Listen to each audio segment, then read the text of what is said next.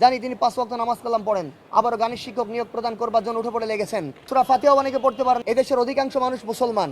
ইসলাম ধর্মে গানের শিক্ষক, গান এবং বাজনা উভয়ই কবিরা গুনাহ এবং হারাম, আল্লাহ সুবহানাহু ওয়া তাআলার নারাজির কারণ। কিন্তু আমরা দেখতে পাচ্ছি কি, দেশের প্রধানমন্ত্রী তারেক রহমান, তিনি একজন, জানি তিনি 5 ওয়াক্ত নামাজ কালাম পড়েন, দেখবেন কপালে কালো দাগ হয়ে গেছেন তার।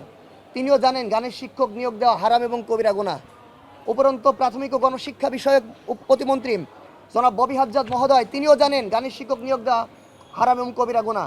এতটা সত্ত্বেও সংস্কৃতি মন্ত্রণালয়ের পক্ষ থেকে আভাস পাওয়ার পরপরই প্রাথমিক ও গণশিক্ষা প্রতিমন্ত্রী জনাব ববি হাজ্জাজ মহোদয়, তিনি আবারও গানের শিক্ষক নিয়োগ প্রদান করবার জন্য উঠে পড়ে লেগেছেন।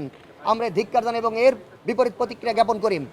সুতরাং আমরা বলতে চাই, বাংলাদেশের 92% জনগণ মুসলমান, তারা গানের শিক্ষক চায় না, তারা চায় ইসলামী শিক্ষা। আজকে স্বাধীনতার 55-56 বছর হয়ে চলেছে, কিন্তু আমরা আজ পর্যন্ত দেখি কি সেখানে ইসলামী শিক্ষার কোনো ব্যবস্থা নেই। এমনকি আপনারা জানেন, গত ফ্যাসিস্ট সরকারের সময়ও যখন সংসদ অধিবেশন চলে, একজন তদানীন্তন সময়কালে শিক্ষামন্ত্রী আল হায়াতুল উলিয়া লিল জামিয়াতুল কওমিয়া এই শব্দ উচ্চারণ করতে পারেন নাই। সুতরাং তিনি আরবি পড়তে পারেন না, কিন্তু শিক্ষামন্ত্রী, তিনি আরবি না পড়তে পারা সত্ত্বেও তিনি এতগুলো 92% মুসলমানের ইসলামের দায়িত্ব তিনি গ্রহণ করেছেন। আবার আমরা দেখলাম বর্তমান সময়ের শিক্ষা প্রতিমন্ত্রী, তারাও সেই ইসলামী শিক্ষাকে তোয়াক্কা না করে তিনি আবার গানের শিক্ষক নিয়োগের জন্য উঠে পড়ে লাগলেন।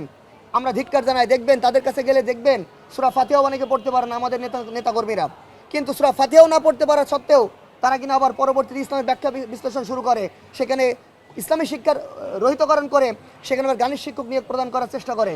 আজাদী আন্দোলনের পক্ষ থেকে আমরা ধিক্কার জানাই এবং এর বিপরীত প্রতিক্রিয়া জ্ঞাপন করছি।